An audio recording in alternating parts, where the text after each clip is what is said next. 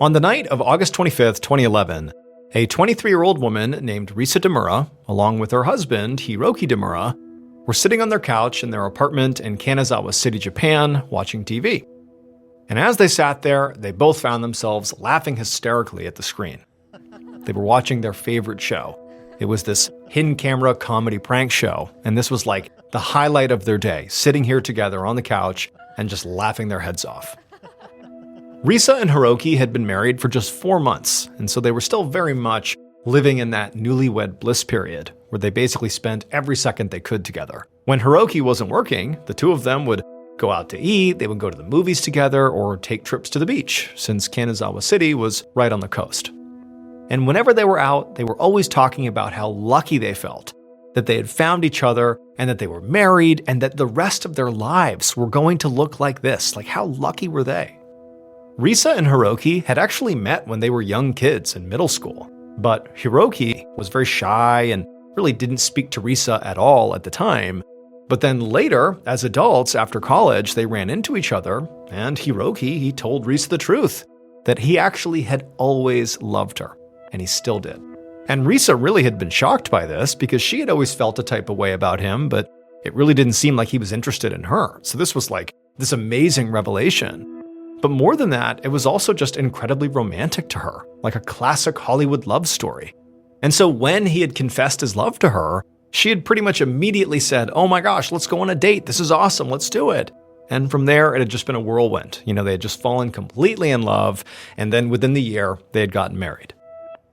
Now, the reason they had ultimately settled in Kanazawa City was mostly just because of Hiroki's job. He worked at a company that was in the city, and he was also kind of a rising star there. Every time Risa met one of his coworkers, they would talk about how, he was such a hard worker and what a natural-born leader he was. And so Risa was very proud of him. But more than that, she felt inspired by Hiroki. And so she found herself wanting to find a really fulfilling job herself. And so she was on the hunt for, her career. But for right now, Risa was very much still in the sort of identifying what she wanted to do phase. And it was because she was just kind of always going from one interest to another because she just had this huge, insatiable curiosity and loved trying new things, which made it hard to choose just one thing to do with her life. But Hiroki was incredibly supportive of this. I mean, he treated Risa like she was royalty, and he always said that whatever she wanted to do was completely fine by him as long as she was happy. But for right now, as Risa sat on the couch next to Hiroki watching this funny show, she found her mind wandering away from the show and away from her ongoing job search to Hiroki's birthday. It was coming up, and she just felt like there was a lot of pressure on her to do something really special for him. Mostly because Hiroki always did something really thoughtful and really incredible for her. Like, he really celebrated her really well. And she didn't want to kind of underwhelm him. And this was also going to be the first time one of them was having a birthday now that they were officially married. So Risa really wanted to go all out and plan something really great that Hiroki would never forget. But as Risa sat on the couch next to her husband trying to come up with the perfect birthday celebration idea, she just kept drawing a blank. It's like the only thing she could think of that really she and her husband shared was they both were very romantic people. And so this would have to be romantic in some way, but how, she didn't know. And in many ways, she and her husband were very different in how they showed affection or how they showed romance. Hiroki was still a very quiet and reserved person, so his displays of affection to his wife were reserved and private. But Risa, on the other hand, was massively extroverted, full of energy, and so her displays of affection were sort of over the top and big and boisterous. And so Risa is just really struggling, trying to think, like, how can I do this? And it was like all of a sudden she has this epiphany, and she sees in her mind's eye the perfect way to celebrate his birthday. She didn't even know what inspired it, but it came to her. She would take her husband out on a very romantic beach walk, but then at the end of the beach walk, there would be this surprise over-the-top fireworks display. It was exactly what she needed. It was romantic and crazy, just like her. 2 days later, on Saturday afternoon, Risa, along with 6 of her friends, were at Osaki Beach, which is the beach where the big birthday was going to take place, and the birthday was going to be that night. But now that Risa had planned out the big party, she had done that the day before while Hiroki was at work. Now, on the day of, she actually had some physical setup to do. Because this was not just going to be a walk on the beach, there was also going to be fireworks. And so she needed her friends for that. And so what they were doing on this day is they were walking along the beach looking for the perfect spot that would afford Risa and her husband some privacy on the beach, so it was very romantic, but also had like a vantage point for the friends where they could basically hide and watch the couple and look for the signal to then light off the fireworks when it was the right time. And so Risa and her friends, they're walking along the beach and then they see it. There's this kind of private, sort of secluded section of the beach that had this row of shrubbery kind of lining the backside of it that would be a perfect spot for the friends to hide. And then also down on the beach, it'd be nice and private and peaceful. And they thought that was the best spot to have this big party. And so over there they go, the friends go up into the bushes and they get their fireworks ready. And then Risa, she went down to the sand section of the beach and she kind of prepped the area where she and Hiroki would be. And then ultimately she laid out this blue sheet. And then once that was in place, she walked back up to her friends and they said, okay, we're ready to go. And so Risa told her friends her plan was to be there that night at 10 p.m. with her husband, and that the friends should actually get there a little bit earlier to be all set up. And they agreed, and then they all left. As Risa left the beach, she found herself feeling incredibly antsy. I mean, she was so excited about this big surprise party that night, and she just wanted it to be 10 p.m. so she could finally reveal what she had in store for Hiroki. But she also knew she couldn't give away that she had this big surprise. And so when she got home, where Hiroki was, she acted like everything was totally normal. And so when she walked inside, she quickly sent Hiroki to the couch to go relax, while she made them both a very nice dinner. And then when she was done, the two of them sat down at the table, and Risa kind of pretended like she had nothing planned. And she was like, hey, what should we do this weekend to celebrate your birthday? And they talked about, going and seeing friends and, going out, whatever they were going to do, but it was all a big ruse. Risa had her big plan for the night. And then at some point, when it was getting kind of late and it seemed like Hiroki was maybe thinking about going to bed, Risa said, well, wait a minute, it's your birthday weekend. Let's not go to bed right now. Let's go on a beach walk. What a great idea that would be. And Hiroki was kind of surprised, but he's like, actually, yeah, that sounds great. Let's go for it. And as soon as he said that, Risa could barely contain her excitement, because she knew she had this awesome thing planned for him down at the beach, and it was about to happen. Like, this was going to be awesome. And so she and her husband quickly cleaned up, and then just before 10 p.m., they left their apartment and got in the car and headed to the beach. About 10 minutes later, they parked at the end of this dead-end road right near the beach. And when they got out, there was basically bushes on all sides of the road, but there was this little path that cut through the bushes that led down to the sand. But as Risa led Hiroki down this path, she quickly realized she had a big problem. There was virtually no moonlight. It's like basically pitch black on the beach. And remember, she had put out that blue blanket to signify where she and Hiroki would be, in position so that her friends who were nearby in the bushes could light off the fireworks. It was all contingent on getting to that blue blanket. And it's so dark that not only was Risa unable to see this blue blanket, certainly not from a distance, but she could barely see the sand. It's so dark, it's like eerie out on the beach. And this is in 2011 when you couldn't just pull out your cell phone and turn on your flashlight. There was no flashlight feature. And so the best they could do was basically pull out their phone, tap on the screen, and use the little bit of light coming from that to guide their way. But after walking on the beach just a short ways, Hiroki actually stopped Risa and said, hey, I don't think it's safe to be walking on the beach. We really can't see where we're going. Let's go back and get a flashlight. But Risa knows her friends are already in position in those shrubs down the beach, ready to light off those fireworks, and they likely can't see very well.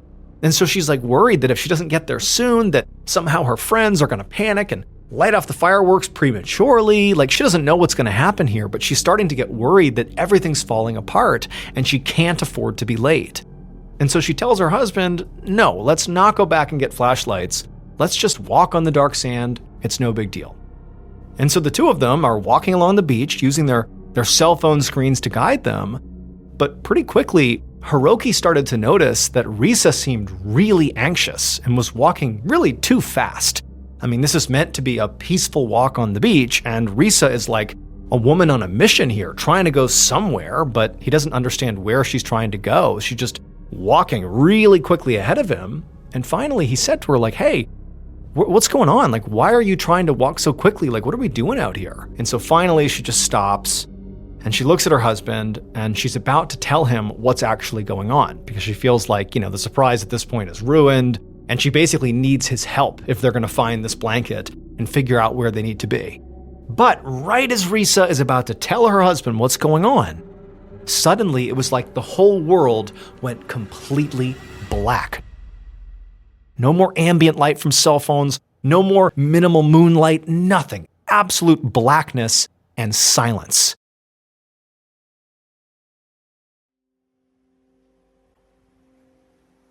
At the same time, Risa's friends were actually not that far away up in the bushes. But much like Risa and Hiroki, they had also been dealing with the issue that they basically couldn't see anything. It was so dark. And so they got in position, but they basically couldn't even see the sand. I mean, they had no idea if Risa and Hiroki were in position or not, but they could hear Risa and Hiroki talking. They could hear them sort of out there somewhere on the sand. And the friends were kind of whispering back and forth, like, how are we going to know when they're actually in position to light off the fireworks? How are we going to get the signal? We can't see them. And so the friends are sort of like unsure what to do, and they're straining their eyes out onto the sand, trying to see Risa, trying to see Hiroki, but again, they can't see them. They can't see the blue blanket, even though it's not that far away.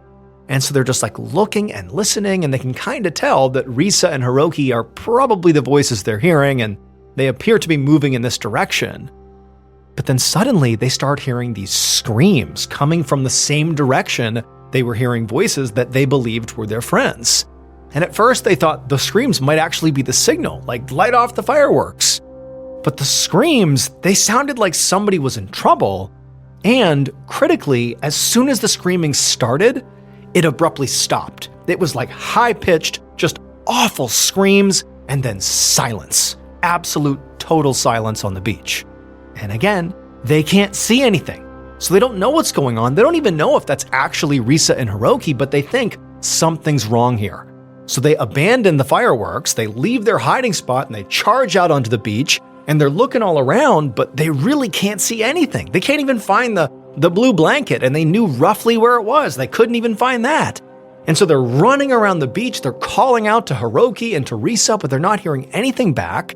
And for 30 minutes, they're just running around looking for their friends, just knowing like something bad has happened here. And then at some point, one of the friends doubles back and they go roughly to the area where, Risa and Hiroki were supposed to be, near that blue blanket, and they make a discovery. It would turn out, when Risa and Hiroki were out on that beach walking around in the darkness, Risa actually did find that blue sheet that she'd set up in preparation for this big birthday surprise. Except it was so dark that even though they were literally at this point standing on the blanket, she and Hiroki couldn't tell it was that dark. Now, that doesn't seem like that would be catastrophic until you consider what was underneath that blanket. So 2 days earlier, when Risa had that epiphany of how she could have the best birthday ever for Hiroki, she had had that epiphany in part because of the show they were watching on TV, the hidden camera comedy show that she and Hiroki both loved. The show was called Arashi's Big Secret, and its comedy really came from the over-the-top pranks that the show's hosts would pull on Japanese celebrities. And one of those pranks was to dig a large hole on the beach that somebody would accidentally fall into. And so Risa thought, what a great idea. What if I dig a hole on the beach, cover it up, and then after our romantic walk on the beach for his birthday, I'll have Hiroki fall into the hole, and then my friends will fire off those fireworks, and it'll be sort of like he's on the game show that we love so much. It'll basically be like a combination of a romantic, fun time on the beach and a prank and a big birthday celebration afterwards. It was perfect. However, Risa made a terrible miscalculation. So on the game show, when they would dig these holes in the beach, they would cover them with basically dried foam, like think styrofoam. that the instant one of their contestants or their celebrities stepped directly on the foam would break and they would fall feet first into the hole. What Risa did is after she dug this deep hole along with her friends, getting ready for this big party, she covered the hole first with a thick piece of plastic, almost like plywood, but plastic, like rigid plastic. And so she covered the hole with that. That was like the platform.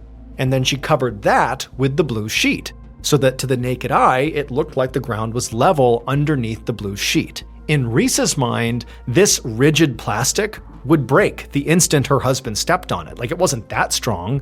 It was maybe strong enough to hold him for a second, but it would definitely snap in the middle and he would fall in, just like on the game show. But in reality, when she and her husband inadvertently walked onto that blue sheet without realizing it because it was so dark, that piece of plastic didn't break. It was too rigid. The plastic, instead of breaking, just kind of tilted suddenly to one side, causing Risa and her husband to suddenly tumble basically forward, both of them, head first into this hole, and caused this massive avalanche of sand to come into the hole and completely cover the two of them up. And so Risa and Hiroki, they screamed for a second as they began to fall into the ground, and then suddenly they're upside down and completely covered all the way to the top by heavy, wet sand. That's why it went silent after the screams, because they were completely buried alive. Risa's friends ultimately, after walking around the beach after hearing those screams, they would find the blue blanket, and it was partially submerged in the sand. And so they really didn't know what had happened, but because of the screams and what they were seeing, they just called the authorities. And they came out to the beach, and it would take them 30 minutes to finally dig out Risa and Hiroki from this hole. But by that point, it was too late. They both had suffocated to death.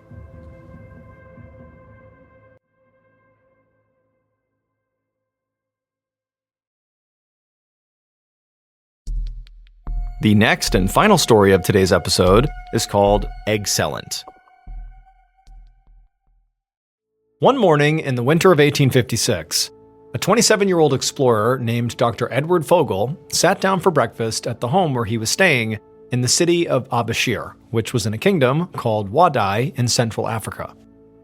Edward poured himself a cup of milk, and then, even though the table was full of warm breads and cakes and porridge, Edward called a servant over and asked her to get him a plate of boiled eggs. But the servant just apologized and said, "I'm sorry, but we don't have any eggs this morning. We're all out." Edward was disappointed, but, he thanked the servant anyways. So Edward was visiting Africa from Germany on a map-making expedition, and he'd been there for the past 2 weeks. And so far, all the local food really upset his stomach, except for eggs. So for literally every single meal, the only thing he ate was eggs. And now, because they were out of eggs, despite there being all this other food to choose from, he knew he couldn't eat it without getting sick, and so he would just have to go hungry. But outside of the food, overall, Edward thought the city of Abashir was, it was okay. He had gotten to meet the king, who had arranged for him to stay here in this very nice home that was owned by a noble family. And the area itself was extremely beautiful. And Edward was actually going to be the very first European to successfully make a map of it, which meant that he'd be essentially creating history. But Edward just really was not getting along with the locals. They just seemed kind of overall pretty suspicious of him. And, Edward couldn't believe it, but, they didn't seem to care at all that he was this famous map maker who had come all the way there from Germany to literally put their kind of insignificant city onto the map of the whole world. Why didn't they appreciate that? He couldn't believe it. And now, adding insult to injury, Edward also couldn't even eat any breakfast. And so, feeling pretty annoyed, despite all the effort clearly people had made to feed him that morning, Edward stood up from the table and he left to go spend the day exploring. He walked into the front courtyard, where another servant was waiting with Edward's horse. Edward spent most of his days in the city just kind of riding around and drawing maps of streets and alleyways. But today, this servant warned Edward that he really ought to stay inside, because it was not safe for him to go out into the city. So at this point in time, the kingdom that Abashir was a part of was at war with several nations. And so as a result, everybody in the city was very worried about spies, which meant they were very suspicious of foreigners, like Edward. Now, for the most part, locals had sort of put up with his presence so far, but to them, it just sort of seemed like he was always watching them without ever talking to anyone, and so they had started to gossip. But Edward, after being given this warning by the servant, did not take it seriously. Instead, he kind of scoffed and said, it's no big deal. I'm not going to be out there for very long anyways. Nothing's going to happen. He said he had another plan for today. His big plan was he would leave the city of Abashir and he would go to this nearby mountain, and he wanted to climb up it and get a bird's eye view of the city from the mountaintop to help him finish up his map. But when Edward said that, the servant looked truly horrified and told Edward that he simply could not do that, because the mountain Edward was clearly talking about was sacred, and nobody was allowed to climb it. That was really important to the people who lived here. But to Edward, this warning really did not land. Instead, he just looked at it as more evidence that the locals just didn't appreciate what he was doing for them. He was on a very important mission that was far more important than anything sacred to them. And so Edward, he thanked the servant for his warning, but also said, look, I'm going to do what I'm going to do because this is really important, and so I'm going to go hike that mountain, and I'll see you tonight when I drop off the horse. And then Edward climbed onto the horse, and he rode off. But Edward didn't come back. He didn't come back that night, or the day after, or the day after, and pretty soon it was clear that Edward was missing. Word of Edward's disappearance ultimately made it back to Germany pretty quickly, specifically to the Geography Society that had sent him to Africa on this map-making mission in the first place. So the Geography Society and the German public sent several search parties to Africa to go look for Edward. But despite multiple serious attempts over several years, nobody ever found him or figured out what happened to him. And because of this, Edward sort of became famous in Germany. People began to see him as this brave explorer who thirsted for knowledge and went daringly into the unknown. They imagined dramatic and tragic things that might have happened to him, like maybe he had been assassinated or taken prisoner, or maybe he discovered something holy or ancient that he wasn't supposed to see. And so in time, the story of Edward got bigger and bigger, and he became a symbol of, German pride. This was our explorer. He had done something amazing, clearly. Also, adding intrigue to this already very bizarre mystery was the fact that all the people who actually went to Africa to look for Edward, the search parties over the years, literally everybody who went died. Now, all those searchers, they know how they died. It was local violence or disease or just plain bad luck. But it sort of added intrigue to this mystery. Everybody who went looking for Edward didn't come back. That became part of the lore. And so this mystery just continued to grow and get passed around, and things were embellished and things were fictionalized until finally, almost 20 years after Edward disappeared, another explorer named Gustav Nachtigall decided he was going to be the one who finally figured out once and for all what actually happened to this guy. And so in the early winter of 1874, Gustav is now in the courtyard outside of his apartment in Abashir, because he had actually gone to Africa to begin his search for, the answer here, what happened to Edward. And he's standing in this courtyard along with his translator, whose name was Ahmed. And the two of them were sitting across from an elderly man who was friends with the current king of Abashir. And this elderly man had at one point lived in one of the apartments across the courtyard. And so Gustav asked this old man if he had ever met with a European man about 17 years earlier. And Ahmed translated the question to him. And the old man said yes, he had. That one European man had come to meet with the king around that time, and he had always been writing in this notebook, but he had never seemed to want to speak to anybody and had for the most part kept to himself. But the old man said, beyond his impression of this guy, he really didn't know anything about him. He had no idea, what he was doing or what happened to him. So at this point, both Gustav and Ahmed had been in Abashir for 2 months now. And in that time, they had been trying to ask around and see if anybody remembered Edward. And so far, they had run into a few people who seemed to remember him, like this older man, because it was pretty rare to see a European person in the city. But unfortunately, nobody had any information on how or when Edward disappeared. Or, in the rare case that they did seem to know more, they refused to talk about it.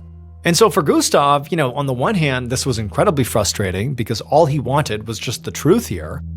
But on the other hand, as he ran into more and more people that did seem apprehensive to talk about Edward at all, that sort of seemed to suggest that maybe something really bad did happen to Edward when he was in Abashir. And if that was the case, if some horrible fate befell him, Gustav knew there was one person in this city who almost certainly would know the truth. But Gustav basically couldn't ask this one person any questions about Edward without being incredibly offensive. Because this one person was the current king of Abashir, King Ali. And it would have been his father who had met Edward and arranged for him to stay with that noble family when he was doing his map-making thing. And so for Edward to have been killed or captured, or if something horrible happened to him while he was in Abashir, well, King Ali's father would have had to have given the okay, or would have at least known about it and maybe been okay with it. Like he would have known something making him complicit in some way with whatever happened to Edward. And so to ask King Ali, what do you think happened to Edward? You could be potentially suggesting that his dad did something terrible. But more than that, what Ahmed had told Gustav was that you don't just risk offending the king by asking those questions. You might actually be executed for offending the king. And so, what Gustav decided he needed to do here, because he was so dead set on trying to figure out this mystery, is he still needed to find a way to talk to King Ali about Edward, but without losing his life. He had to come up with a clever way to get this information out of the king. A few weeks later, and Gustav and Ahmed had still not yet come up with the clever way to speak to the king yet. Like they didn't have a way to approach the subject without horribly offending the king. And so the two of them were in Gustav's apartment eating lunch when suddenly there was a knock at the door. And so Gustav got up, he went to the door, and when he opened it up, it was this courier who told Gustav that he was part of a caravan that had just arrived here from North Africa, and he had some mail for Gustav from back home, so letters from Germany. And he just handed the bundle of mail to Gustav. And Gustav, who did not get mail very often, was very excited. And he said, "Oh, thank you." He took the mail, thanked the guy, shut the door, and he went back into the common room. And he just began going through the mail and just looking to see who had sent him something. And as he was doing it, he suddenly had this great idea. It had nothing to do with what was written in the letters. It was just the concept of receiving mail suddenly gave him this great way to talk to the king. The very next day, Gustav and Ahmed walked into the royal palace in Abashir. And when they walked in, they eventually made their way into this bright and airy courtroom. And in this courtroom, on the other end against the wall, was King Ali sitting on a throne. And so Gustav and Ahmed immediately go over to the king and they greet him and they exchange some pleasantries. And as they're doing that, Gustav, he knew that caravan that had come through the day before from North Africa with, Gustav's mail, had also made a stop at the palace and presented the king with all these gifts like a silver tea set and gold watches and all this luxurious fabric. And so Gustav was really hoping that those gifts had put the king in a really good mood, because that was a big part of his plan here. At some point, after, the pleasantries had stopped, Gustav actually referenced the caravan and told the king that, in fact, they had also swung by his place and dropped off this big bundle of letters from back home. And he said he was really happy about it. And the king kind of seconded that and said, "Oh yeah, they gave me all these great gifts. Like, yeah, it's so wonderful." And so they're kind of talking back and forth about how great this mail delivery was, when Gustav tells this incredible lie to the king. He tells the king, he goes, "All those letters, it was really great to hear from home, from my friends, from my family. But there was this one really weird letter in there that I didn't even know who it was from." Now, this letter didn't exist. This was a total fabrication. But he told the king that this weird letter, it was from this elderly man who had written to Gustav to tell him that his son had gone to Abashir many years ago and not come home again. And so now the elderly man, he knew his son was probably not alive at this point. But in this letter to Gustav, this fictional letter to Gustav, he told Gustav that his son had done a lot of writing in notebooks, and he was hopeful that maybe someone in Abashir had these notebooks, and could Gustav get the notebooks and return them to the old man to give him some comfort about, what his son had been doing and saying and thinking before he disappeared. As soon as Gustav said this, he could actually feel the mood in the throne room shift, and he could tell that King Ali was very much on edge about what Gustav might say next. But Gustav had planned for this, and he told the king that, just so you know, all throughout Europe, people think of you as a wise and just king. And so if by chance you have these notebooks and you were to give them to me so I can give them to this elderly man in his old age so he can have some comfort before he dies, if you would do that, the people of Europe would love you even more for that simple act of kindness. Then Gustav went quiet, and there was really intense silence in the throne room. But then the king just kind of sat back in his throne, and he smiled at Gustav. And as soon as Gustav saw that smile on the king's face, he decided he's just got to do it. And he said to the king, "The son's name is Dr. Edward Fogel." And then after that, Gustav just went silent, because he knew at this point, if the king thought he was lying, he could easily be executed right now. But King Ali just kept on smiling at Gustav and just said, "You know what? I'll think about it." Gustav quickly thanked the king and hurried out of the throne room, and then he went back to his apartment and spent the entire night just pacing around his room, wondering what was going to happen. Part of Gustav was optimistic that maybe the king would come through here and hand over these notebooks if he really did have them. But the other part of Gustav, the more realistic side, is maybe what he had just done is effectively signed his own death warrant, and that soon he'd become one of the many travelers who came to Abashir and never went home. A few days later, a very nervous Gustav followed a palace guard back into the throne room. And when he got in there, he immediately saw King Ali sitting on his throne, and Gustav really couldn't read his expression, so he didn't know if the king was mad at him, if he was going to be conciliatory, if he was going to help him. He had no idea. And so Gustav just walked into the room and kind of held his breath. King Ali broke the silence, and when he did, it was clear he was not angry. He was just kind of even keel. And he told Gustav that after their conversation, he had gone and spoken to the noble family that Edward had stayed with when he was here. But they told him they couldn't find any of Dr. Edward's writings, and so they had either been thrown away or lost. And so unfortunately, there was nothing to send back to Edward's elderly father.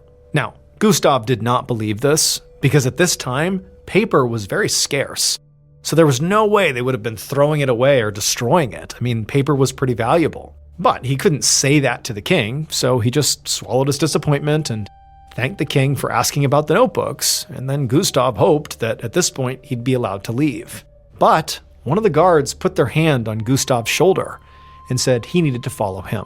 And at this point, Gustav's stomach dropped because he assumed he was about to go be punished for asking about Edward in the first place.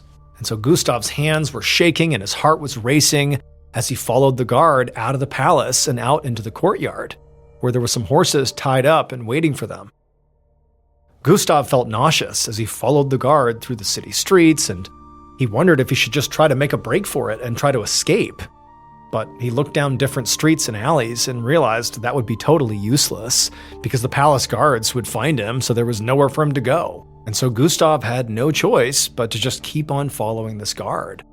And so through the city they went, and then eventually they got to the city gates, and Gustav was horrified as they left the city and just began riding out into the wilderness over towards this huge mountain in the distance.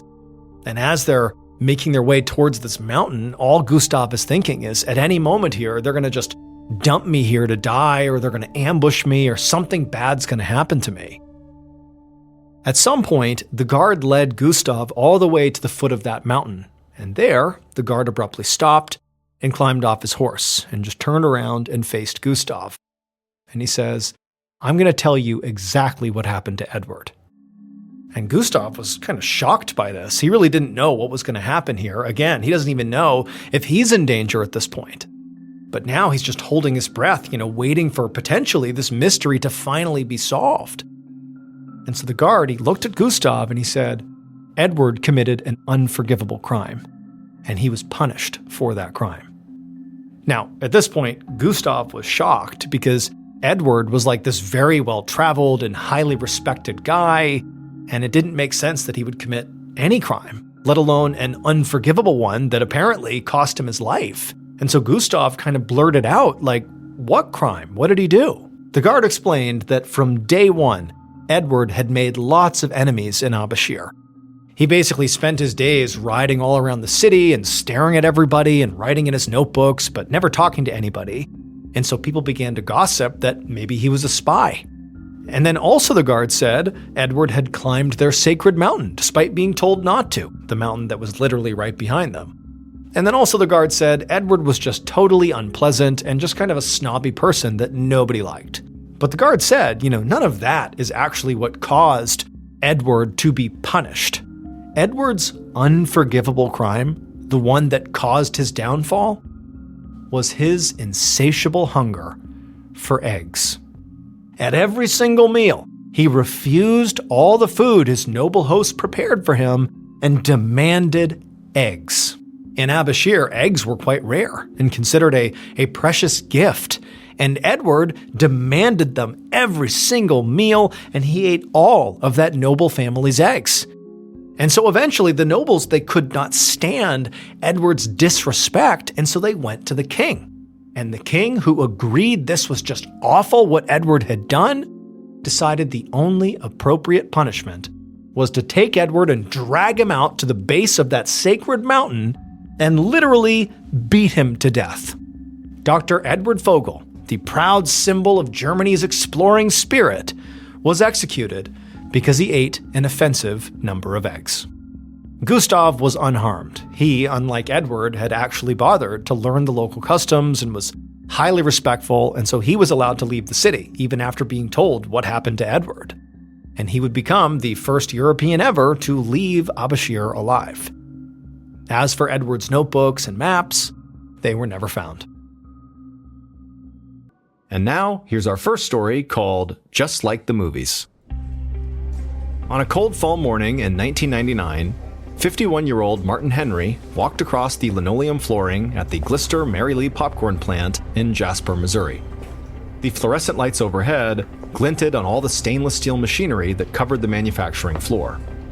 Workers bustled around their stations, already hard at work despite the early hour. A young man followed behind Martin as he walked the plant floor. He was a new hire, and he was taking notes as Martin pointed at different machines and explained how they worked. He gestured at the dozens of employees working all around the room and jokingly told the new guy that he should try to meet everybody. The new guy just started laughing. That's because the new guy knew everybody here already. Jasper was a town of just 1,000 people, and the popcorn factory employed about 15% of them. Martin had instantly recognized the new guy from around town the moment he had showed up that day. Martin led the new hire over to the workstation that he knew best, the mixer room where he had worked for most of the past 2 years. Martin manned the machine that coated each popcorn kernel with buttery flavoring. He liked to think of himself as the guy who made the popcorn taste just like it did at the movies. Martin took a keyring out of his pocket and turned on the mixing machines. A moment later, a puff of yellow mist leaked out of the top of the largest mixer, and right away this wonderful buttery scent filled the air. Martin peeled off his rubber gloves and grabbed a new pair. Then he showed the new guy how to work all the different buttons and toggles in the mixing room and what the different level readings meant. Then he pressed a few buttons, and the machine hummed into action. Martin stepped aside and told his new trainee to give the mixers a try. So the young man turned on the spigot on one of the two smaller mixing tanks, letting butter flavoring pour out into a plastic 5-gallon bucket. As Martin stood there with his hands on his hips, he felt proud of his work. But he also felt distracted because his arms felt so dry and itchy. They had been that way all week, something he blamed on the changing weather. He was glad that his thick rubber gloves and long-sleeved white coat prevented him from scratching. Otherwise, he feared he might scratch himself bloody. But after only a few minutes of standing there, Martin just couldn't stand the itching any longer.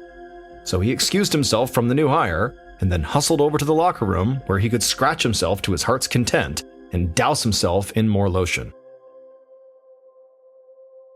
A few months later, Martin's wife, Linda Henry, rolled out of bed and began walking over to the bathroom she shared with her husband. As she did, she heard her husband moving, and she turned and saw him roll over in bed and reach for the phone on the nightstand. To protect his skin, Martin's hands were actually wrapped in plastic bags, which crinkled as he punched in the phone number he was trying to press. He was calling into work, letting them know he needed a sick day to deal with his ongoing skin problem. She heard him say that the pain was unbearable, which to her seemed like an understatement. Linda walked into the bathroom and opened up the medicine cabinet and grabbed a half-empty jar of Vaseline.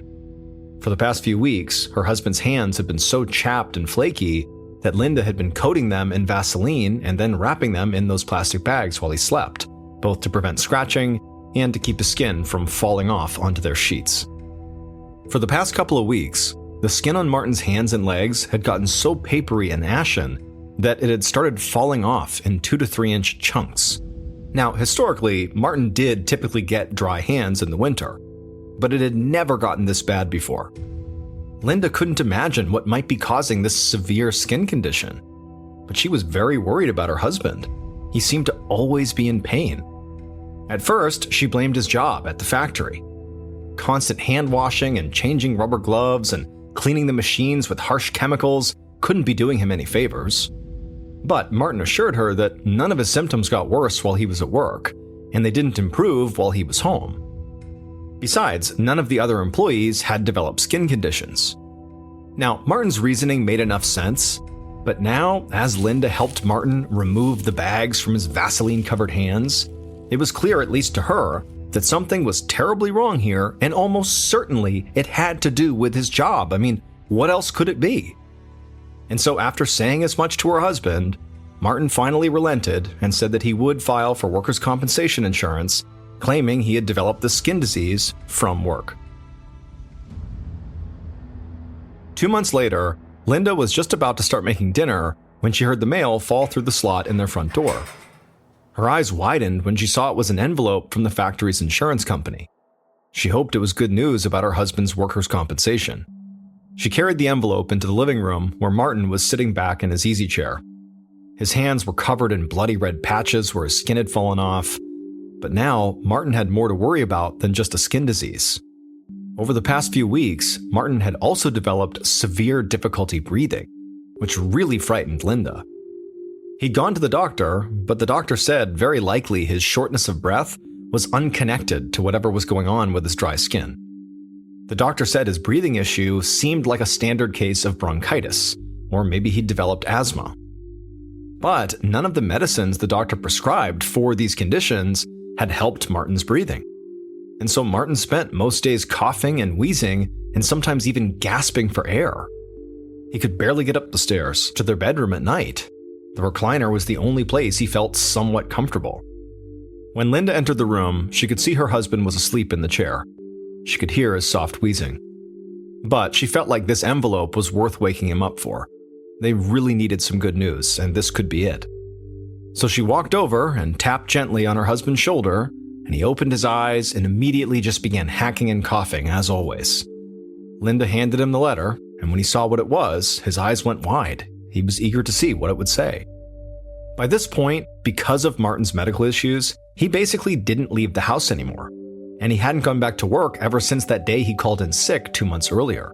And he and his wife were just at a loss. They couldn't understand how Martin, a seemingly healthy 51-year-old man, could become this sick so quickly.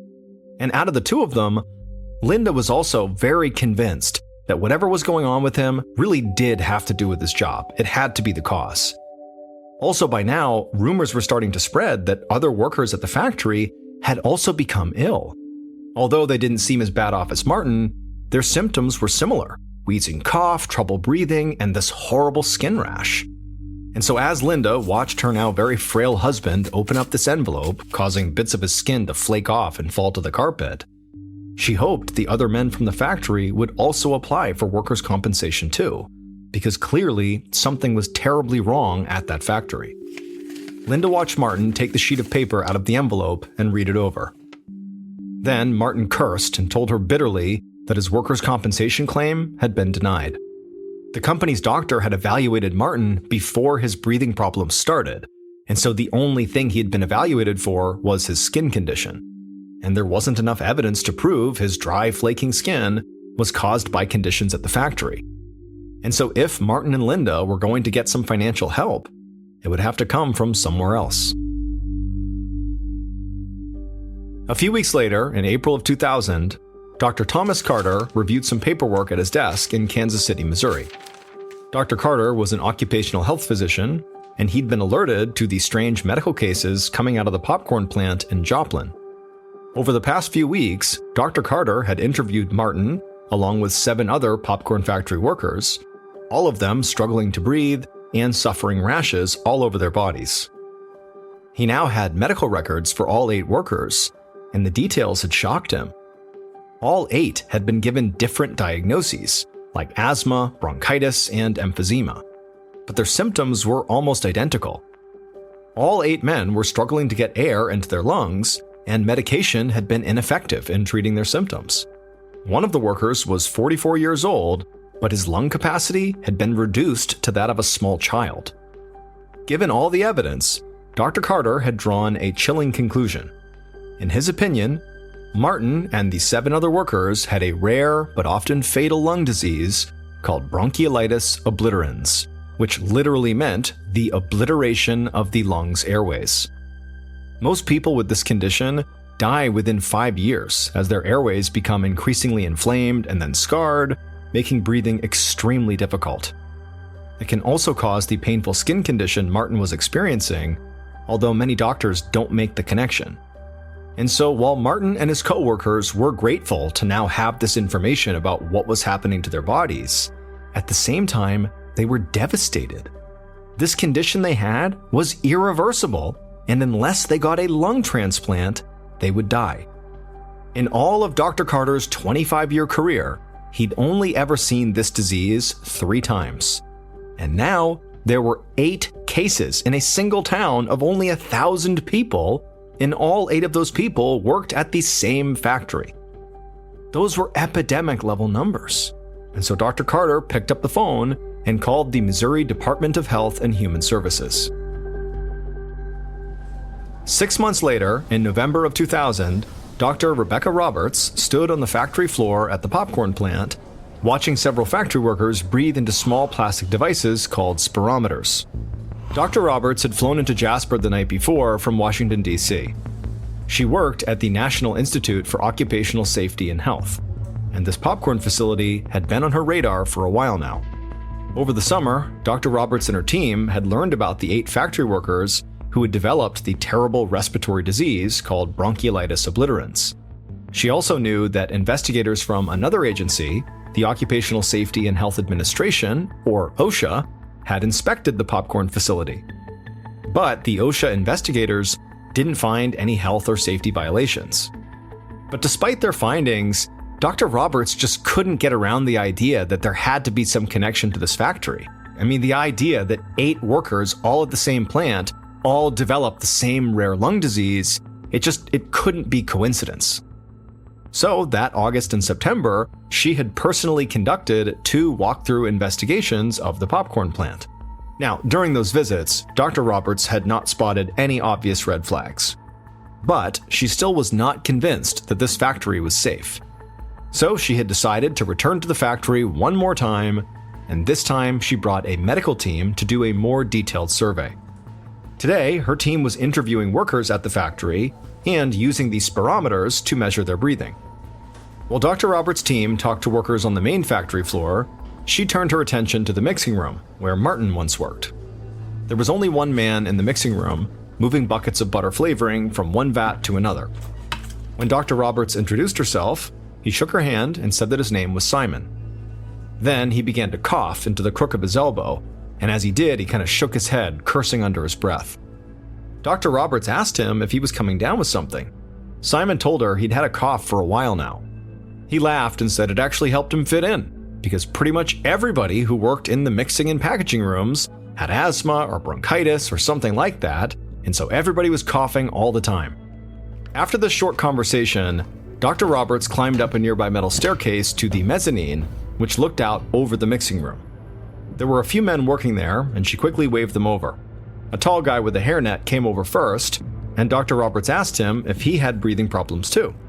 The man nodded and said the doctors diagnosed him with asthma. He said he developed it over the past year, but for whatever reason, asthma medications did not seem to help at all. By the time Dr. Roberts left the factory an hour later, she had no doubt that there had to be a serious health problem at the Glister Mary Lee popcorn plant, and that it very likely started in the mixing room. But she still could not pinpoint exactly what the problem was. So she decided that investigators would need to visit the factory one more time, and this time they'd take samples of everything. The popcorn, the flavoring mixtures, the cleaning products, and any hint of dust or mold. Whatever was in there making these workers sick, she was determined to find it. A few weeks later, inside of a lab, Dr. Roberts, along with 2 lab researchers, stared into a big plastic rodent cage full of rats that they were using in an experiment. Dr. Roberts and her team had tested all the samples they had collected from the popcorn plant. They'd identified 100 different potentially toxic compounds in those samples, but none of them seemed to be what was making people sick. Dr. Roberts had been very frustrated, but she did have one more idea. There was one more chemical that she wanted to test on the rats. This chemical was normally considered to be safe to eat, but there had been very little research done on what would happen if someone inhaled it. And sure enough, after the rats breathed in a large amount of the chemical, their breathing became shallow and labored. Later, when examined under a microscope, their lungs were revealed to be inflamed and scarred, just like human victims of bronchiolitis obliterans. Dr. Roberts finally had her answer. This seemingly innocent chemical was causing the disease plaguing Martin and the other workers. The tests that Dr. Roberts and her team did proved that it was the delicious-smelling butter-flavoring mixture that was making the workers sick. Specifically, a chemical in the mixture called diacetyl. Diacetyl is a naturally occurring substance found in things like beer, butter, cheese, and coffee, and it can be used as artificial flavoring. No one suspected diacetyl because the Food and Drug Administration, or FDA, had already determined it was safe to eat. But Dr. Roberts realized the FDA never tested whether diacetyl was safe to breathe, and it definitely was not. And the factory where Martin worked was using 3 times the diacetyl found in most butter flavorings at other factories. The deadly fumes wreaked havoc on employees' skin and lungs, creating irreversible damage. But Martin and his coworkers were not the only popcorn factory workers in danger. In October of 2001, there were 140 popcorn plants in the United States, and they were all using this butter mixture with dangerous levels of diacetyl. Even worse, there were thousands of other businesses that either made or used butter flavoring with diacetyl. That meant thousands of workers nationwide were at risk of developing what came to be called popcorn lung disease. In December of 2003, the National Institute for Occupational Safety and Health issued warnings to more than 4,000 businesses that either made or used this butter flavoring. In response, 80% of American popcorn makers stopped using diacetyl in their butter flavoring and switched to something else. Now, this made current and future workers much safer, but this did nothing to curb the damage that had already been done by the diacetyl poisoning. One of the workers at Martin's factory was awarded $20 million for the damage to his health, and part of that settlement was intended to go to the factory's other victims, including Martin Henry. However, the comfort from that settlement would be short-lived, because Martin would die on May 22, 2010. He was only 62 years old.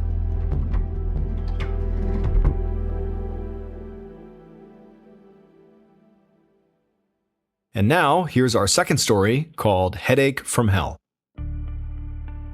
In the late winter of 2023, 52-year-old Jacob Malloy stretched out in bed. He'd woken up late and was enjoying a lazy Sunday, petting his cat Gizmo, who was splayed out next to him on the bed.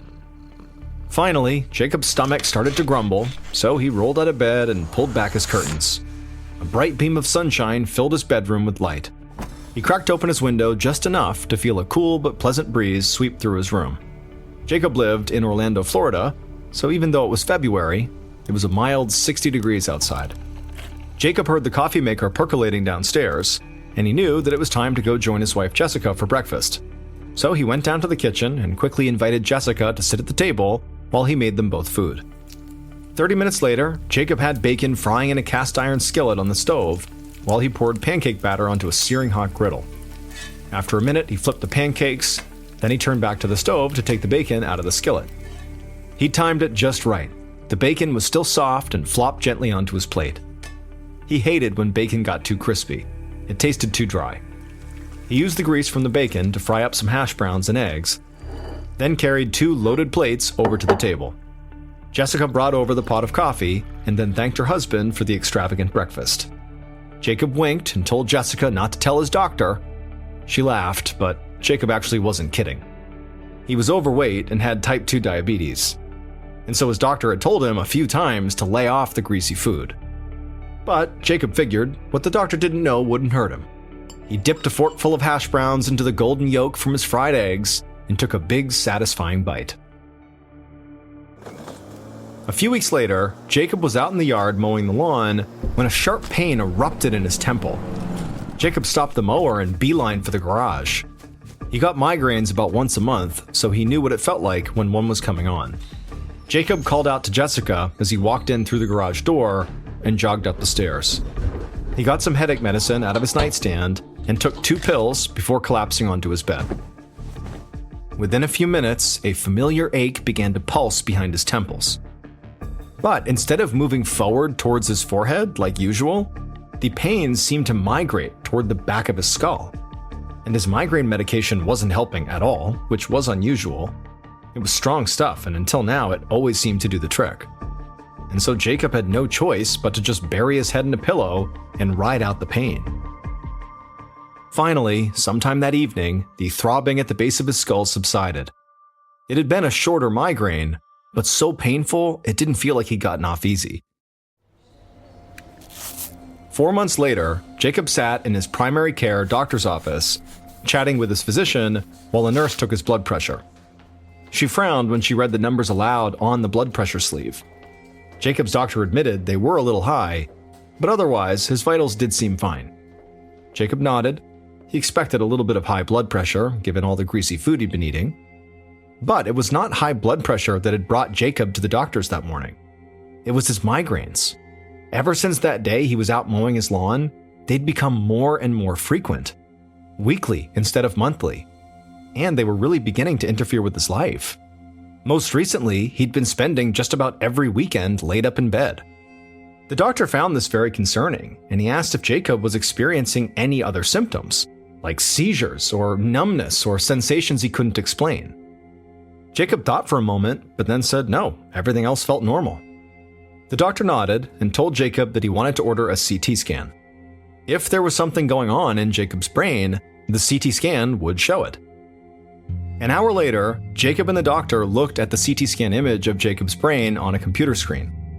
The doctor pointed to small circular areas in the middle of the scan, and he said that they looked like cysts within the white matter of Jacob's brain. Cysts are tiny fluid-filled sacs.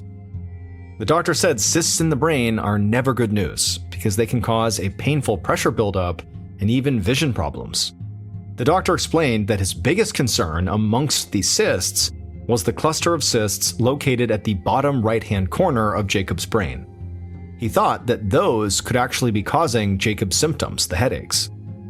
Jacob reflexively moved a hand and touched the base of his skull. He told the doctor that actually, now that he thought about it, there had been one change in his migraines besides their frequency. Instead of throbbing right above his eyes the way they normally did, the pain had sort of moved to the back of his skull, to right where that cluster of cysts was located on the CT scan. The doctor told Jacob he was admitting him to the hospital immediately. He suspected that Jacob might have a rare condition called congenital neurological cysts, meaning that these cysts have been present in his head for his entire life. But now they could be growing and pressing against Jacob's brain, causing these intense headaches. If more tests showed that was the case, Jacob would need brain surgery to remove the cysts and stop the pressure. Jacob's breath caught in his throat. The thought of brain surgery terrified him. He asked if he could have a few minutes to call his wife and have her come down to the hospital. Later that afternoon, Jacob sat upright in a hospital bed, with Jessica sitting beside him in a chair. A neurologist stood at the foot of the bed, holding a new scan of Jacob's brain on his tablet. He explained that the location and distribution of the cysts in Jacob's brain were unusual. In his opinion, Jacob did not have congenital neurological cysts. Jacob perked up and asked if that meant he didn't need brain surgery. But the doctor said he wasn't sure yet. There was definitely still something in Jacob's brain that shouldn't have been there. Then he began asking Jacob questions about his travel history, whether he'd ever visited a farm, and what his house and living conditions were like. Jacob felt mildly confused, but answered the doctor's questions as best as he could. Neither he nor Jessica traveled very much. The last time they left home was 2 years ago when they'd taken a cruise from Miami to the Bahamas, and he'd never been on a farm. The closest he got to animals was petting his cat, Gizmo. The neurologist asked Jacob to walk him through a normal day in his life, including everything he liked to eat at mealtimes. Jacob was a bit embarrassed, but he admitted to the lavish breakfast that he liked to make on the weekends. Jacob had barely started talking when the neurologist stopped him and told Jacob he'd be right back. Then he hurried out of the room. Jacob was a bit surprised, but it seemed like the doctor had a new idea, and soon enough, the neurologist was back. He informed Jacob that he was ordering a full workup to test for infectious diseases. Jacob nodded, feeling as curious as he was frightened. But the next day, the neurologist gave Jacob a diagnosis that he couldn't have imagined in his wildest dreams. The neurologist confirmed that Jacob did not have brain cysts, and Jacob felt instantly relieved by that. But the neurologist told Jacob to brace himself for the rest of the diagnosis. His migraines were being caused by foreign organisms that had somehow gotten into his brain. The round things that the doctor saw in his brain scan were living creatures, tapeworms to be precise. And the neurologist said they got there because of the fancy breakfasts that Jacob loved so much. Specifically, it had to do with the bacon. Jacob didn't like crispy bacon. He liked soft, chewy bacon, something he told the doctor. But that indicated that the bacon was undercooked. And so the theory was, at some point, some of that undercooked bacon must have been infected with tapeworm larvae, and then those larvae were not killed in the frying pan. Had it been cooked long enough, they would have been. But even so, the neurologist explained that the tapeworms would never have reached Jacob's brain if not for a second problem. The neurologist said that the tapeworm can only infect the brain when someone touches the feces that contain the tapeworm larva. The neurologist suspected that after Jacob ate the tapeworm larva from the undercooked bacon and then had a bowel movement containing the tapeworm larva, he must not have washed his hands properly and then touched his nose or mouth. After that, the larva made its way to Jacob's brain. Thankfully, the problem was treatable. The neurologist put Jacob on a 2-week regimen of antiparasitic and anti-inflammatory medications, which killed the tapeworms in his brain. Once the tapeworms were gone, his migraines improved. And so ultimately, Jacob learned a painful lesson in proper hygiene.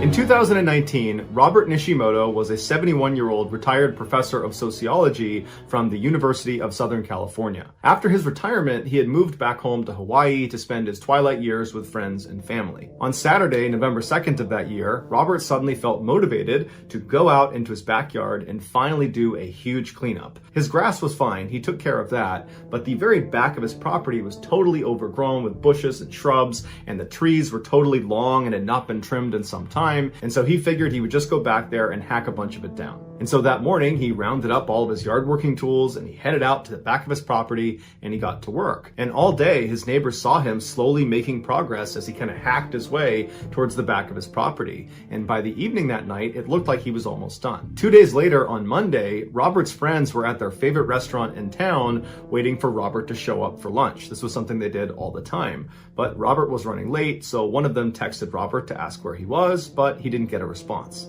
After waiting for almost an hour and a half, his friends grew concerned because Robert was not the type of guy to just blow off a lunch meeting and not tell anyone where he was. He was far more likely to be the guy that showed up early and then hounded the others about where they were. And so the friends decided they would just drive by Robert's property to make sure everything was okay.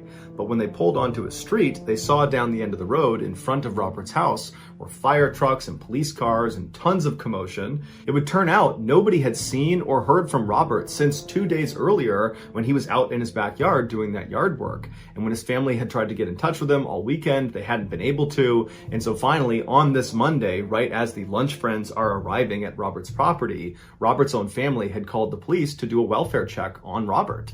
And what they discovered was horrifying. A police officer had gone up to Robert's front door and knocked. There was no answer, the door was locked. So the officer went around to the back of the house and knocked on the back door. Again, there was no answer, but the back door was open. And so the officer opened it up, he yelled for Robert, there was no answer. The officer stepped inside to just have a look around to make sure Robert was okay. And he went room by room and there was nothing in there. He's yelling out for Robert, there's no sign of him, there's no sign of a commotion or anything. And so he turns around and goes back out the back door into the yard, and he looks towards the back of the property and he sees there's some yard working tools that are just laying on the ground, and next to it looks like there's some sort of divot in the ground. And so it intrigued the officer, so he began walking across the yard towards these yard working tools and this divot.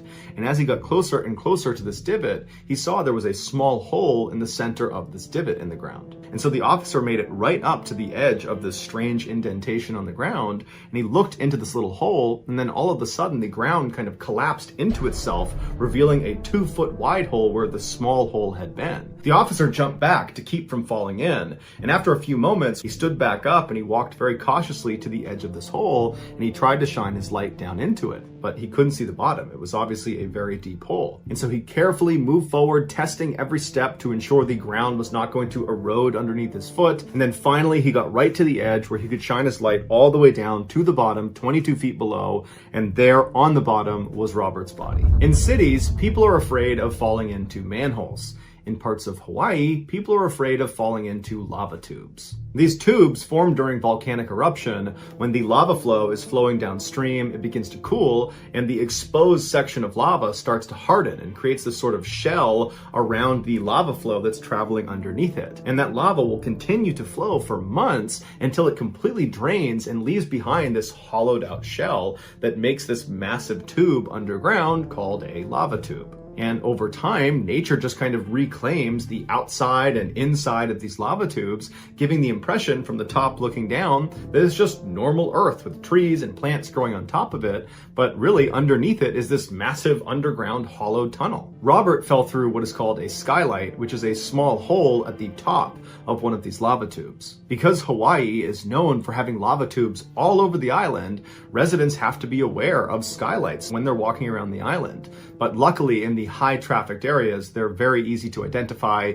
and nobody's scared about falling into them. But if you go off the beaten path on the island to areas that are not particularly well trafficked, like Robert's super overgrown back part of his property, you could run into an undiscovered skylight.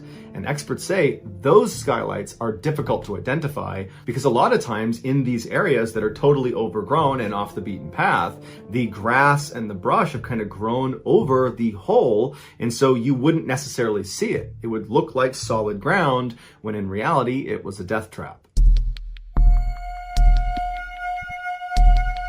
Freediving is one of the most dangerous sports in the world, even though technically pretty much anybody who's ever swam before has then also freedived, because all freediving is diving underwater without the use of a breathing apparatus like a scuba tank. But when people talk about freediving, they're not talking about the kids down at the local swim club. They're talking about those crazy people that go out into the middle of the ocean, take huge gulps of air, and then dive down to unbelievable depths and stay down there for several minutes before returning to the surface. And within this already extreme sport, there's an even more extreme version of it called no limits. Instead of the diver taking that big gulp of air on the surface and then turning around and finning themselves down to depth or pulling themselves down on a weighted rope, in no limits freediving, the divers are allowed to use whatever they want to get as deep as they can possibly handle. Again, the only rule is you can't use a breathing apparatus. The most common no limits technique is to grab hold of this sled that is connected to this bottom weighted vertical cable, cable, and the freediver holds onto that sled. It's released from the surface, and the sled rockets down to whatever their desired depth is, and the diver just holds on.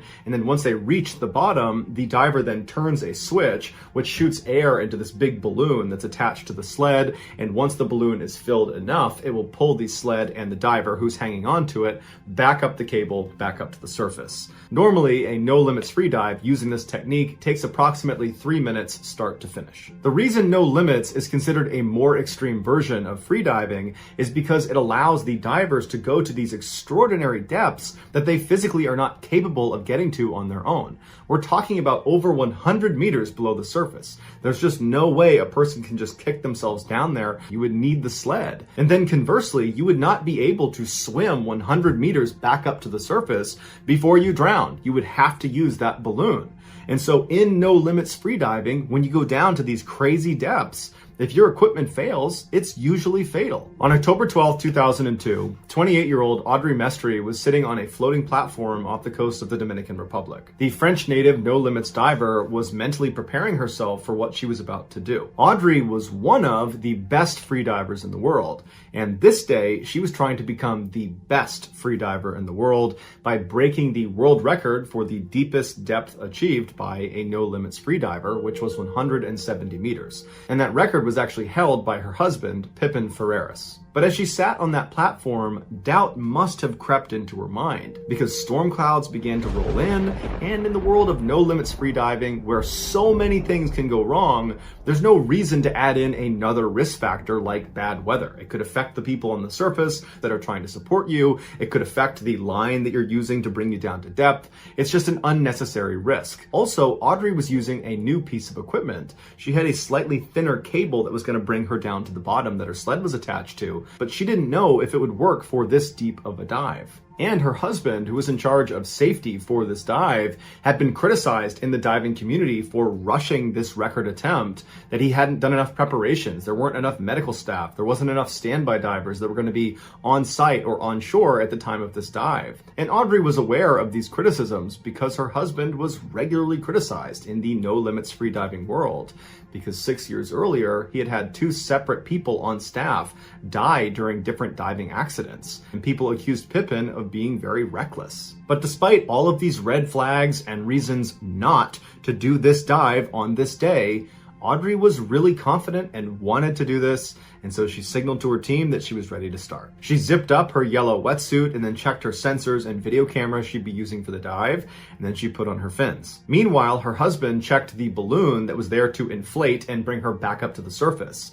And because this piece of equipment was so crucial, Pippin insisted he was the only one that could touch it, even though normal procedure was that at least 2 other people would inspect the balloon before the no limits dive. But regardless, after Pippin inspected the balloon bag and determined it was good to go, he signaled to Audrey to tell her it was time to start. She slipped off the platform and waded her way over to the 200-pound sled that was going to take her the equivalent of 2 football fields below the surface. Just before Audrey gave the final go-ahead to actually release the sled and begin this dive, she did a procedure known as packing, where freedivers basically take a full breath of air in and then gulp down additional bits of oxygen to pack their lungs full. And then when Audrey was done with this process and was ready to go, she did give that final signal. They released the sled and she began rocketing down towards the bottom of the ocean. If all went to plan, she would be back on the surface in 3 minutes. Audrey's descent was going perfectly until she hit the 164-meter mark. Now, because of the bad weather on the surface and all the rough water, that new lightweight cable she had, it was too light. And so the waves caused it to sway, and down at 164 meters, that swaying caused kinks in the line itself. And so as the sled was coming down, it caught one of those kinks and stopped at the 164-meter mark. And so Audrey just had to sit there for 30 seconds until finally that kink straightened out and she was able to continue down past the record-setting mark of 170 meters. Now, that 30-second delay might not have mattered if everything else in the dive went perfectly, but unfortunately, it did not. Once Audrey had set the record by hitting 171 meters, her sled came to a stop, and now it was time for her to go back up to the surface. On the video, you can see Audrey begins following procedure, same as always. She reaches over and turns the valve that's supposed to inflate the balloon that's going to bring her back to the surface. But after she turns the switch, Nothing happens. The balloon does not inflate. For a second, you can see a hint of panic in her body language as she's almost out of breath. She's already had that 30-second delay at the beginning, and she's pressing up against that 3-minute mark, and she needs to get to the surface right now. But she stays calm, she reaches over, and she turns the switch again to see if maybe she hadn't turned it all the way the first time. But again, nothing happens. At this point, a standby diver noticed the sled was not moving up when it should have been, and so he rushed over and jammed one of his extra hoses with extra air up into the balloon and tried to inflate it himself. But there wasn't enough air coming out of this tank for it to fully inflate, and so the sled began to move painfully slowly up in the water column. Now you would think this standby diver, who did have all sorts of extra air, would just give the mouthpiece to Audrey to let her breathe on that. Forget the world record attempt, let's just save her life. But unfortunately, Audrey and the standby diver knew that because she was so deep, the pressure was so immense on her lungs that it actually constricted her lungs to the size of oranges, that if she took even a tiny gulp of air at depth, that air would expand so dramatically on the way up, it would kill her. And so all Audrey could do was cling onto the sled and very slowly ascend and try to hold her breath as long as she could, but she knew at some point she was going to drown. And the video shows her absolutely stoic, just riding that sled, knowing that that's about to happen. On the surface, when the 3-minute mark came and went and Audrey did not surface, her husband immediately threw on scuba gear and leapt in to try to save her. And by the time he got down to her and brought her out of the water, she had been underwater without air for 8 minutes and 40 seconds. When she was put on the boat, she had a pulse, but there wasn't a doctor on standby to treat her right away, and Pippin had kept her underwater for a couple additional minutes, trying to resuscitate her underwater. Audrey was ultimately rushed to a hospital, where she was later pronounced dead. The cause of death was drowning. Some believe Pippin, her husband, had intentionally sabotaged her dive in order to kill her, but the official investigation determined her death was accidental. In 1993, after an exhaustive review of hundreds of sites around the United States, executives from the German car company Mercedes-Benz had finally come to their decision. Tuscaloosa, Alabama would become the site of the first ever passenger car assembly factory outside of Germany. This was a historic day, not just for Mercedes, but also for Alabama. At the time, the state had one of the highest unemployment rates in the nation, and so residents of Alabama were hopeful this factory would create hundreds of new jobs. But what actually happened shattered their expectations. Immediately following this announcement by Mercedes that they were going to set up shop in Tuscaloosa, 3 other major automotive giants, Toyota, Honda, and Hyundai, all announced that they too would be setting up shop in Alabama. And so these 4 major factories all came with jobs of their own, and each of these factories attracted dozens of other smaller factories that supplied the parts to put together these cars. And so all these smaller factories came with additional jobs. And so this one decision by Mercedes didn't just create hundreds of new jobs in Alabama. It created tens of thousands of new jobs all across the state. 2 years later, in 1995, a little girl named Regina Elsie was born just about an hour away from the Mercedes factory in Tuscaloosa. Growing up, the automotive manufacturing industry was a big part of her life.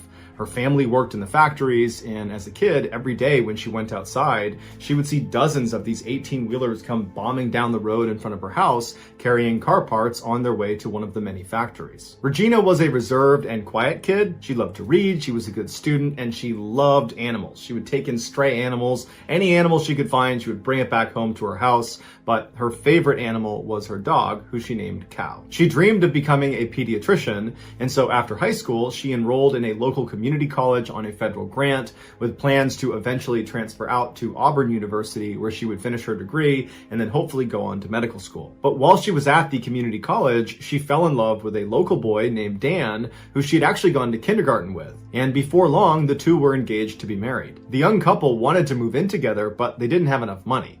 Regina was a full-time student, so she didn't have an income, and Dan barely made minimum wage working as a shelf stalker at Walmart. The only way they could get their own place would be if Regina dropped out of school and got a job too. This was a difficult decision for Regina because she still wanted to be a pediatrician, but at the same time, she was really excited about her future with Dan, and so she thought, I'm only 20 years old, I can always come back and get my education later and become a doctor later.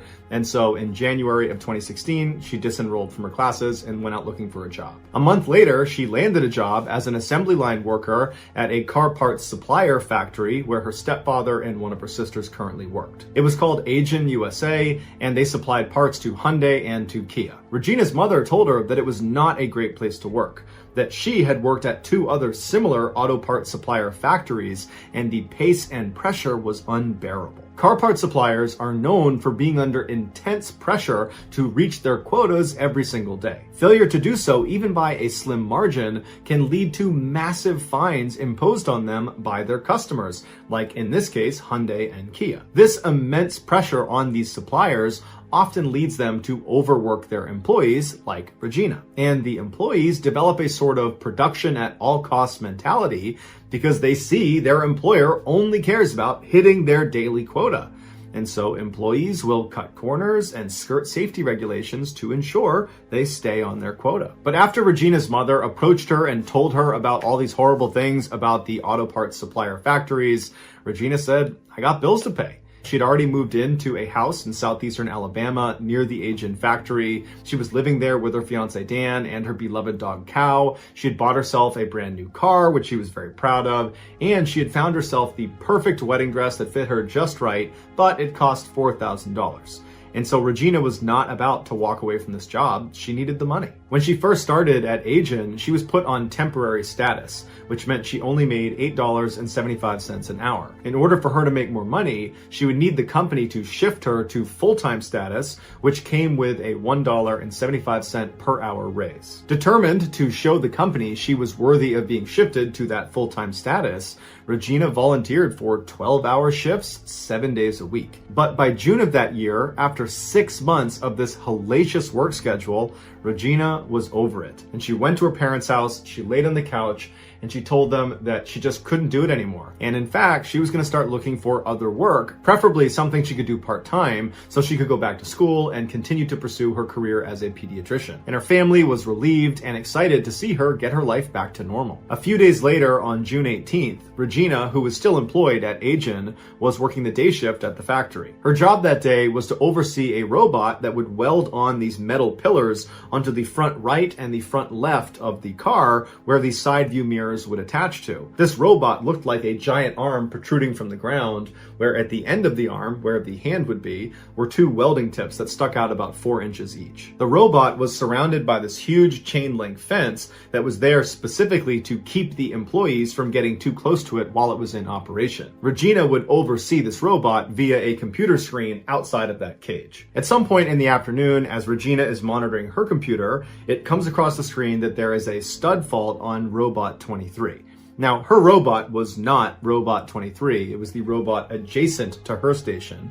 But the person in charge of overlooking Robot 23 was a part of her team, and her team had a daily quota to hit. And so having Robot 23 down directly impacted Regina. And so Gina stepped away from her computer. She walked over to the outside of Robot 23. She spoke to the team member, and they decided it was best to just call maintenance and have them come by and try to clear the fault. A security camera inside of the factory was aimed down at Regina and her coworkers as they stood outside of the metal cage around Robot 23 waiting for maintenance. But after quite a while, maintenance still hadn't shown up, and it was obvious the team was getting very anxious. They know every second that robot was not operational, they were hurting their chances of reaching their quota, which the company would be very upset about because they'd be hit with a big fine. And so at some point, Regina just kind of says, screw it, I'm gonna fix the fault myself.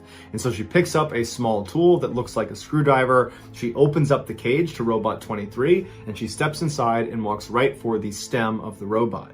When she gets over to it, she has her back to the robot's arm that's behind her, and she begins doing something with her tool to the stem of the robot.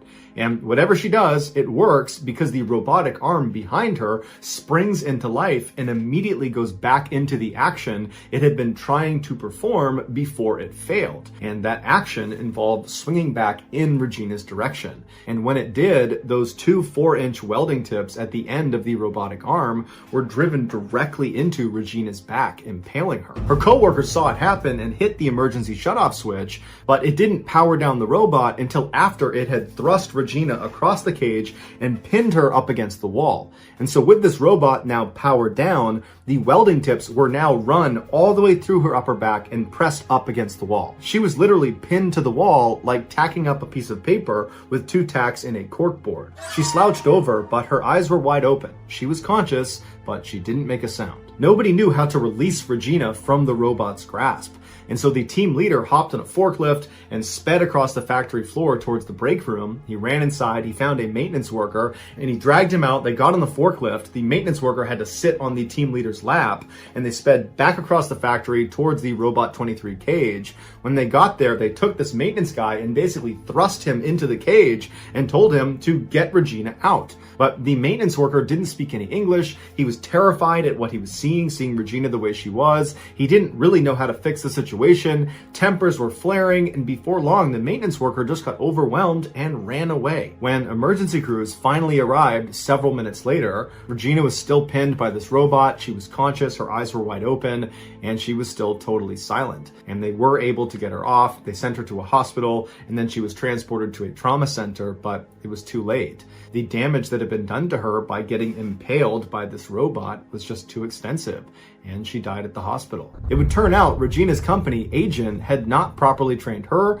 or any of her coworkers. Agent's policy was to hire people and as fast as possible, get them on the floor, helping them reach their quota. And so as a result, Regina and her team members had no idea about a so-called lockout procedure, where if you're going to go inside one of these robots' cages, you need to make sure the power switch has been locked out, meaning it will not turn back on if you fix the fault that has caused your robot to stop. All Regina and her coworkers knew is that the most important thing is hitting your quota at the end of the day.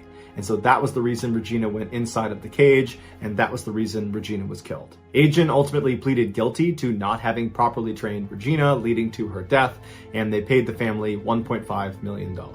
So that's gonna... Around 7:20 p.m. on the evening of December 11th, 2002, a police department in a rural English county called Surrey started receiving all these frantic emergency calls. Now, all of these calls were coming from drivers on a heavily trafficked highway called the A3, and they all were saying the same things. They had seen this totally reckless driver with super bright headlights that was weaving in and out of traffic and going at high speeds and nearly crashing into people. And then a couple of the callers said they actually saw this car go down the embankment off the side of the highway, and so it looked like they might have crashed. And so, of course, this police department, after getting all these calls, decided to send out a couple of officers to see what was going on. When the 2 officers got out to the A3 and began patrolling the area on the A3 where all these calls were saying they had seen this reckless driver, they didn't see the driver. They didn't see a wreck on the side of the road. They didn't see any signs of an accident. I mean, there was nothing there. Now, had only one person called in about this wild, reckless driver, at this point, the officers would have chalked this up to a mistake or even a prank. But so many people called in about this one particular reckless driver on the A3 that these 2 officers decided to just keep on looking and really see if they can figure out where this driver went. And so to this point, the 2 police officers had been just driving on the A3 to try to find this driver. And so they decided they would park their vehicle, get out, and walk on foot on the edge of the highway because there were these huge forests that lined either side of the A3. In fact, Surrey, the county in England where this was one of the most heavily forested areas in all of England. And so these forests on either side of the A3 were very dense. You could not see very far into them. And so these officers were thinking that it might be possible that this driver, if they were driving as recklessly as all the callers made it seem like, they could have veered off the highway, gone down the embankment, and then because they were going at such a high speed, they could have crashed their way into one of these forests and basically disappeared from view from the road. That in order to see this crash in the forest, you'd have to be basically in the forest. And so these 2 officers, they pulled over, they got out, and they began walking along the edge of the highway, staring into the forest, looking for a sign of a car wreck. And sure enough, after walking for a while, one of the officers spotted something deep in the woods that looked almost metallic or plastic. Whatever it wasn't supposed to be in the forest. And so the officers made their way into the tree line and began walking through all the trees. And as they got closer, they realized very clearly there was a car. There was a wreck in the forest. And so the two officers, they begin running towards the wreck. They're calling for backup on the radio.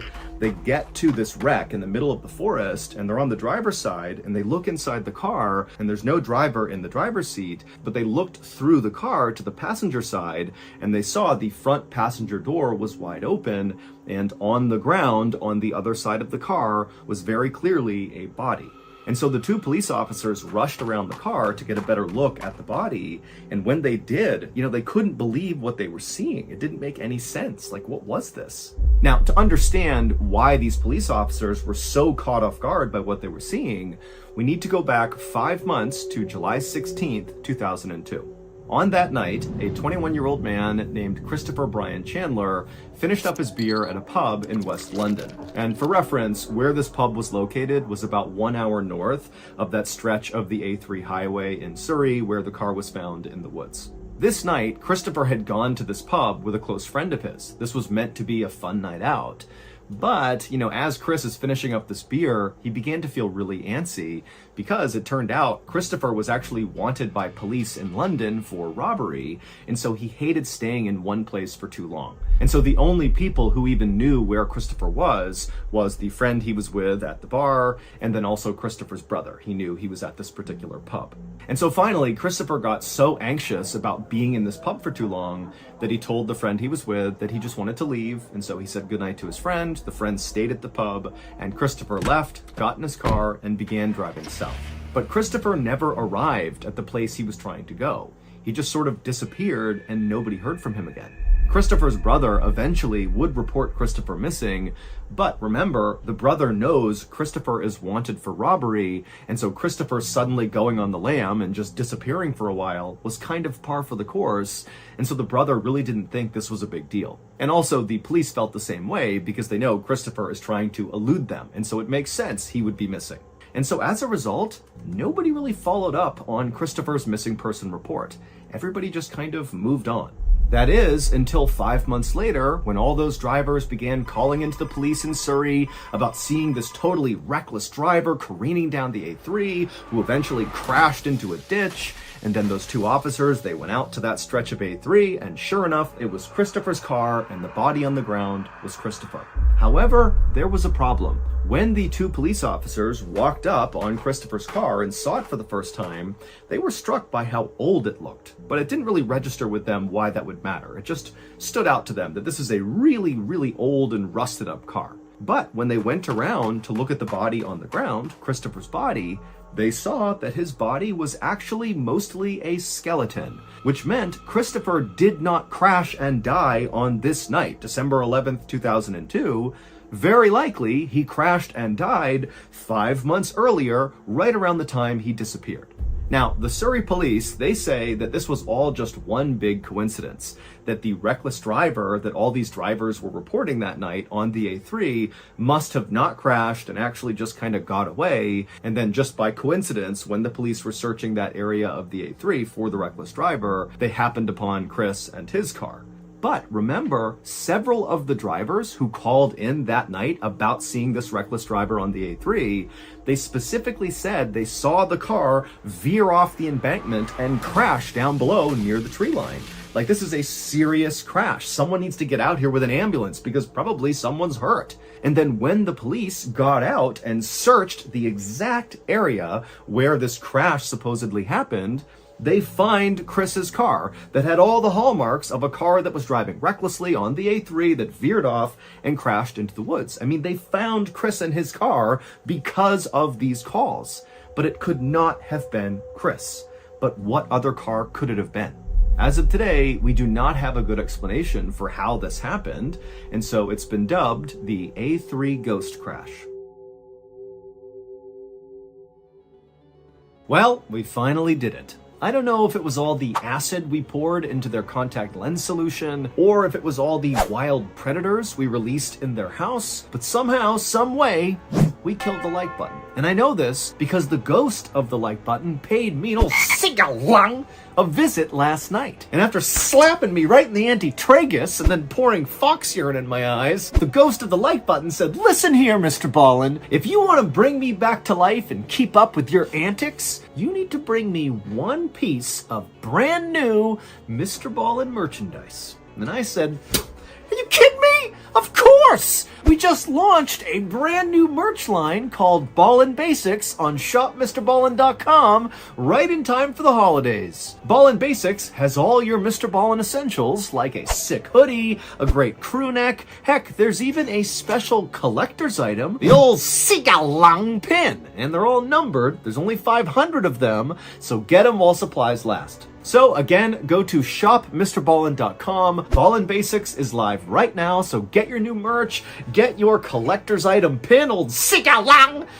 Meanwhile, I'll work on resurrecting the like button so we can continue to find fulfillment in our lives by slipping some mayonnaise in the like button's peanut butter and jelly sandwiches. Happy holidays, everybody. Go to shopmrballen.com.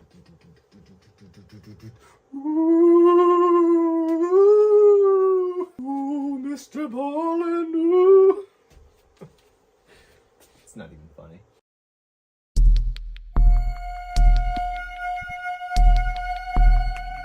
On the morning of August 2nd, 2017, two men sat together laughing inside of a bar in a tiny village in northern France. The men were named Lucien Perrault and Olivier Boudin, and even though there was a massive age difference between them, Lucien was 69 years old and Olivier was 38 years old, the two were totally inseparable, to the point where the people in the village referred to them as father and son.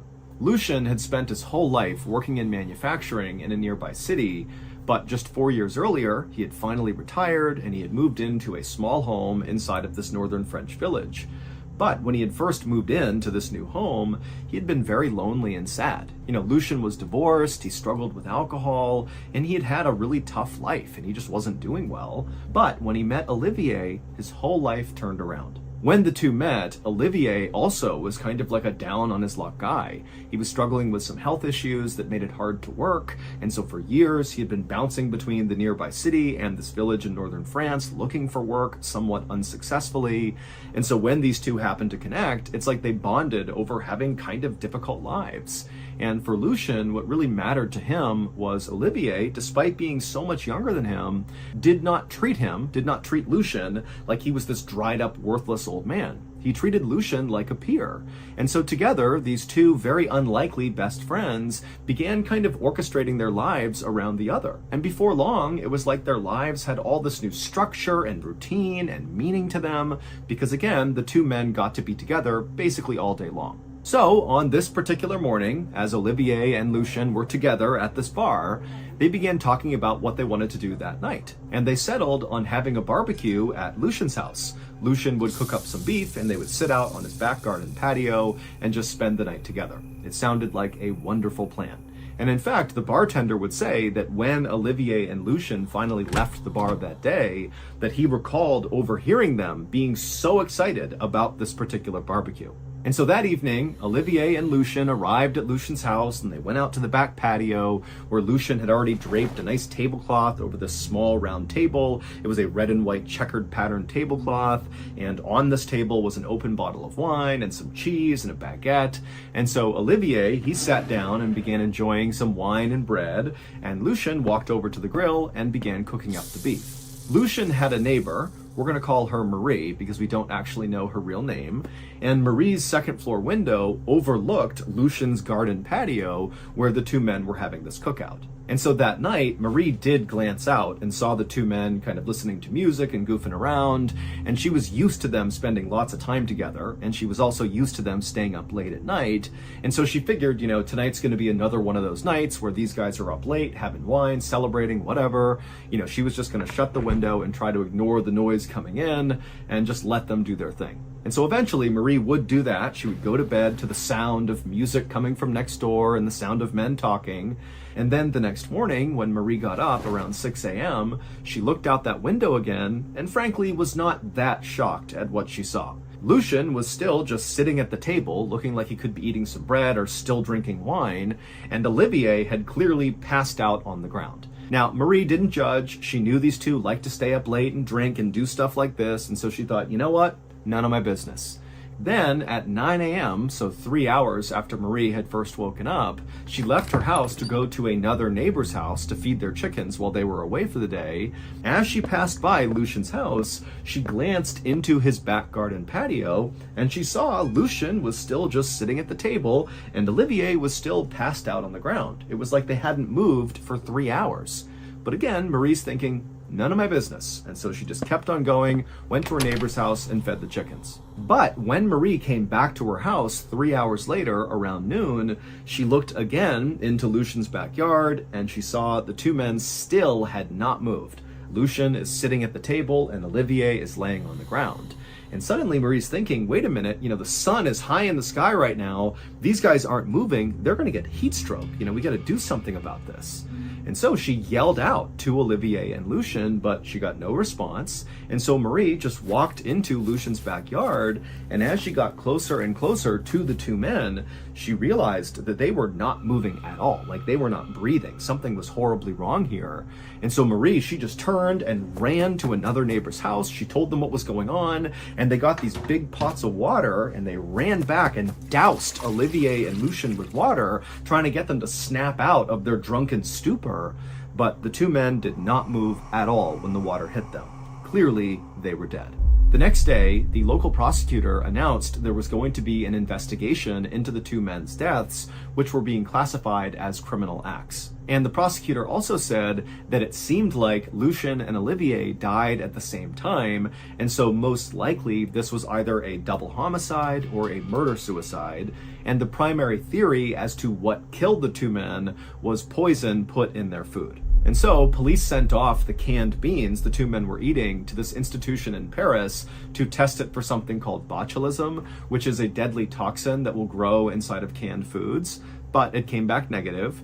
And then also police sent off the rest of the food the two men were eating to various other laboratories to be tested for poisons. And again, all of it came back negative. There was nothing that the police could detect in any of the food they ate. And so police were kind of confused for a minute, but then the autopsies came back for Olivier and Lucian, and everything changed. Lucian and Olivier were not murdered. This was not a murder-suicide. They didn't die from botulism or from some poison in their food. They died because of a set of very particular circumstances. Both Lucian and Olivier suffered from non-fatal minor medical issues. Lucian had bad dental health and so was missing a couple of teeth, and Olivier was suffering from a heart condition called cardiomegaly, which means his heart was slightly enlarged and somewhat fragile. However, his condition was totally being monitored by doctors and was under control. But just for a second, on the night of August 2nd, 2017, when Lucian and Olivier were having that cookout in Lucian's backyard, their non-fatal minor medical issues suddenly became a really, really big deal. Lucian cooked up a big plate of beef rib. Now, beef rib can be difficult to chew even when you have all your teeth and take your time, but Lucian was missing teeth and he loved this beef rib so much he was wolfing it down really quickly, and so he wasn't chewing it enough, and at some point he swallowed a particularly big unchewed bite and he began to choke. And when that happened, his best buddy, Olivier, sitting across from him, he stood up to try to help his friend who's basically dying right in front of him. And the stress of this moment caused his heart to seize up, his heart which is already enlarged and fragile, and he had a heart attack and died.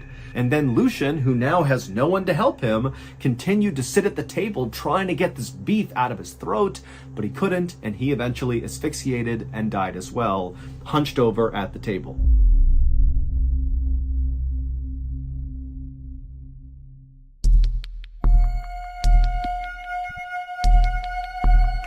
A little after 7 a.m. on the morning of April 15th, 2007, 3 men launched a 35-foot white catamaran called the Caz 2 from a marina in northeastern Australia, kicking off what was supposed to be the trip of a lifetime. The captain of the Caz 2 was 56-year-old Des Batten, and for months he'd been training for this trip. And the two friends that Des was bringing with him on this trip were Jim Tunstead, who was 63 years old, and Jim's brother, Peter Tunstead, who was 69 years old. All three of the men had spent a lot of time plotting their actual course they'd be going on, which was from this marina on the northeastern side of Australia, up and around the north side, and then down the western coast to Perth, which was their final destination and where all three men lived. In total, this trip was supposed to take 8 weeks, and all three men were absolutely giddy with excitement at the prospect of spending an entire 2 months basically just drinking beers and fishing. Now, Des, Jim, and Peter were not the types to blow off responsibility to go party. I mean, they were devoted family men. All of them had been married for 30 plus years. Des had 2 kids, Jim had 4 kids, and Peter had 5 kids. But they were all either retired or nearing retirement, and this trip was going to be kind of a way to celebrate the end of an era. And while all three of them had gone on other big sailing trips, this one easily was the biggest one in terms of the distance they were covering and how much prep went into it and how expensive it was. I mean, this was like 10x the scope and scale of any other sailing trip they had done. And so, on April 15th, 2007, shortly after the three men had launched their boat and kicked off this big trip, Peter's wife would call him just to see how it was going. And she would say, Peter was in great spirits, and she could hear the other two men laughing in the background, and it sounded like they were about to start fishing and maybe have a couple of beers. And so it seemed very much to Peter's wife like this trip was going as well as it could be so far. And so eventually Peter told his wife that he had to go, he told her he loved her, and then they hung up. Now, Des, who was the captain of the Kaz 2, was adamant about safety being the top concern for this trip. Even though all three men were relatively healthy and had a lot of sailing experience, and even though Des was a member of a volunteer marine rescue group and so literally could be called on to go perform rescues at sea, despite all this experience and know-how, before they kicked off this trip, Des made Jim and Peter go through all these man overboard drills on the Kaz 2 to make sure they knew how to do it if for some reason, an emergency arose out at sea. And so the men got really comfortable using all the life-saving equipment and going over all the procedures. And then also when they charted their course, Des stressed that at no point should they be sailing into open water. They needed to stay close to shore the whole time just because it was safer. And so when Jim began filming a video around 10 a.m. on the day they set sail for this trip, you can clearly see the shore in the background of this video, so they're following the course they had planned. But a couple of hours after Jim had shot that video on the day they left, a woman named Isabel Wheeler, who did not know Des, Jim, or Peter and had never seen the Kaz 2 before, she was fishing in an area called Champagne Bay when she looked out into the water and she saw the Kaz 2, a white 35-foot catamaran sailing east to west across the horizon. And then at some point, as Isabel was watching this boat, which really meant nothing to her, she just happened to be watching it, she saw it make a quick 90-degree turn and began sailing out towards the open ocean away from the coastline. Now, remember, Isabel knows nothing of this boat or its occupants, and so has no idea that Des, Peter, and Jim had been so clear about at no point will we sail into the open ocean. It's too dangerous. Stay close to shore. She didn't know that. And so she just saw a ship turning and sailing out to the open water, and she thought, okay, whatever. So she didn't go and report what she saw. It was only later on when details emerged about what happened on the Kaz 2 that she would later come forward and say, hey, I saw that boat and this is what they did.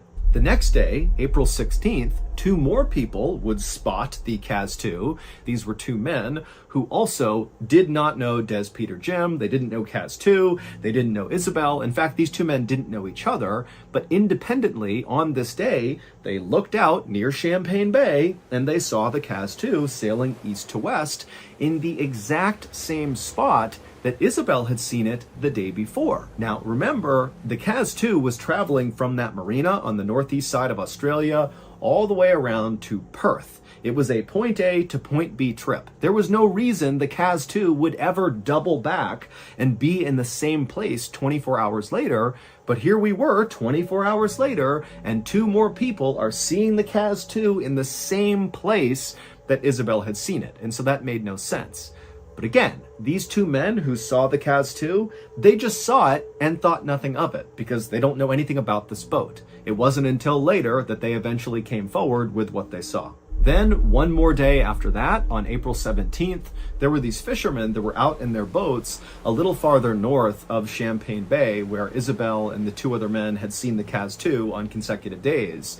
And these fishermen, they spotted the Kaz-2. And again, these fishermen do not know the Kaz-2. They don't know its occupants. They're just seeing the ship. Except this time, the fishermen, when they saw the Kaz-2, they thought something was wrong because they saw the Kaz-2 from a distance navigating its way fairly close to shore in an area that these fishermen knew was full of coral reefs. It's a very dangerous area to be piloting any ship. In addition, the sail of the Kaz-2 was totally ripped to shreds. And so the fishermen, they're looking at the ship, wondering what they're doing, but the pilot of the ship looked so in control as he's navigating his way through the coral reefs that the fishermen thought, okay, he knows what he's doing, so, leave him alone. But again, later on, they would report what they saw. It wasn't until the next day, April 18th, so 3 days after Des, Peter, and Jim had set sail, that anybody realized there was an issue with the crew of the Kaz-2. Because on April 18th, a Coast Watch surveillance helicopter was flying over the Great Barrier Reef, and they looked down and they saw the Kaz-2 with its badly damaged sails, piloting all around this very dangerous part of the water to be piloting. And so the crew on board the helicopter attempted to radio down to the Kaz-2 to see if they were okay, but no one from the Kaz-2 called back to the helicopter. And so as they're waiting for a response from the Kaz-2, the helicopter crew is watching the pilot of the Kaz-2 clearly, navigating the boat in between coral reefs. And it seemed like, despite the damage to the sails, he knew what he was doing. And so to the crew on the helicopter, this didn't really look like an emergency, but it seemed like something worth flagging. And so they called the Marine police and said, hey, we have this ship here that's not responding. We think they're okay, but you might want to come take a look. And so the Marine police, they would come out to the area where the helicopter had said they had seen the Kaz-2, and when they got there, the Kaz-2 was gone. At this point, the Marine police got some information about the boat, Kaz-2, and discovered who owned the boat and who was on this trip, so Des, Peter, and Jim, and the police would get in touch with all of their families, and they would all tell police that besides Peter's wife, who talked to Peter on that morning they left, no one had heard from any of the men. They had gone totally silent since that first day. And so when police heard this, they knew this had to be some kind of emergency, and so a search was launched to find the Kaz-2. And 48 hours later, a rescue helicopter that was part of the search was about 80 or so miles off the northeastern coast of Australia when they looked down and they spotted the Kaz-2. And it still had all torn up sails, and it was kind of spinning listlessly in the water, and from the helicopter, they couldn't see anybody on board the ship. It was totally vacant on the deck. Now, at this point, authorities really have no idea what's going on with this boat or its occupants. It was possible that maybe they had been hijacked, and so Des, Peter, and Jim could be held hostage down below, along with the people that took them hostage. Or maybe the boat just got stolen, and Des, Peter, and Jim are not on this boat, and that it's just the criminals on board, and again, they're down below, hidden from view. So authorities, they don't know, but they decided to take a risk and just send somebody down to get on that boat and just see what was going on. So a rescue officer on board the rescue helicopter named Corey Benson was lowered by a rope where he was dropped into the water, and then Corey swam by himself over to the Kaz-2 and he climbed up the side of the boat and he stepped onto the deck, and right away he noticed it was kind of like eerily quiet on board the boat. There was nobody he could see, and there was no sign of any disturbance, minus the sails of the ship being all tattered. And for a second, Corey thought about maybe calling out for Des, Peter, and Jim to see if they were down below and could come up and solve this mystery. But then he also worried that if he called out, there could be some bad people on board this boat, and he didn't want to draw their attention. And so Corey was quiet and just began walking towards the front of the boat. And as he did, he began to notice signs that people must have recently been on board this boat doing normal things. Like, for example, there was a fishing rod that was cast out into the water that was anchored to a post on the side of the boat that looked like it had just been operated minutes ago. There was a blue mug of coffee that was just sitting on a table that looked like maybe someone had been drinking from it recently.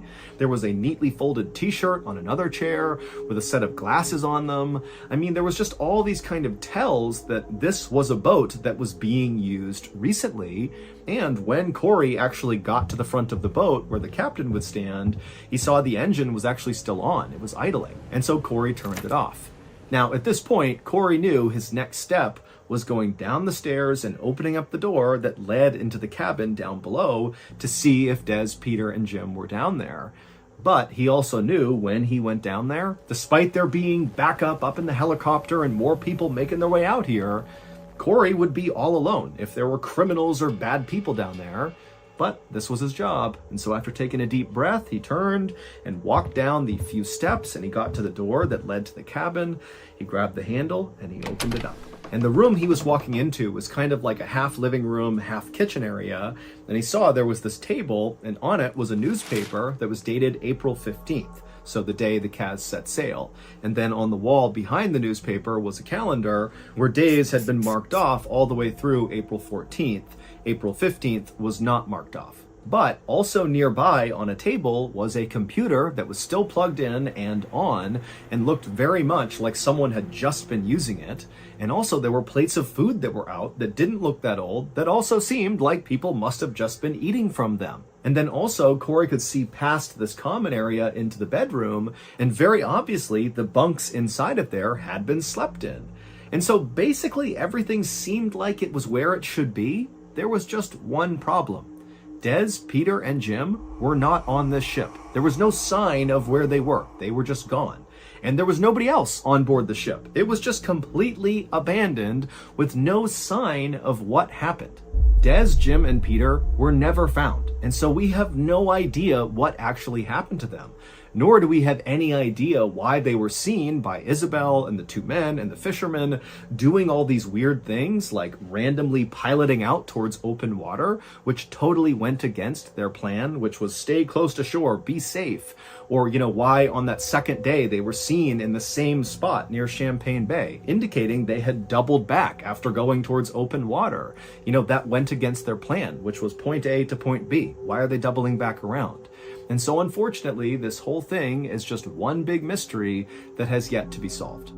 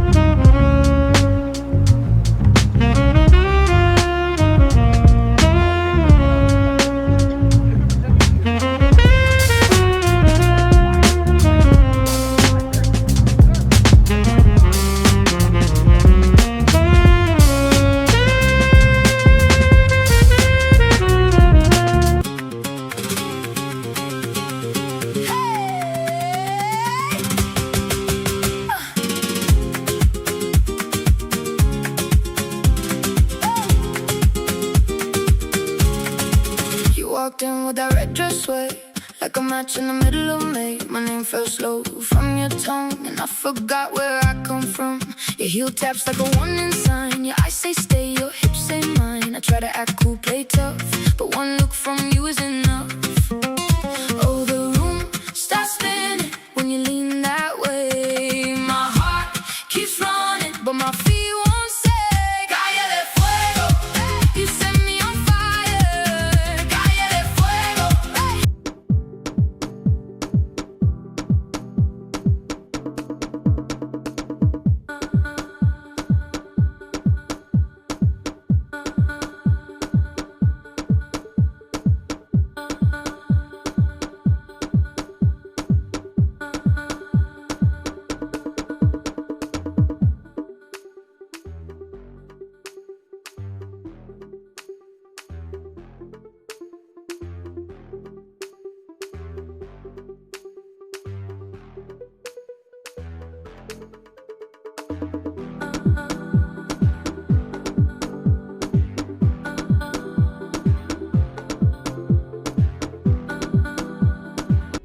Since since you made it to the end of this video, I think it's safe to assume that you are a fan of the strange, dark, and mysterious.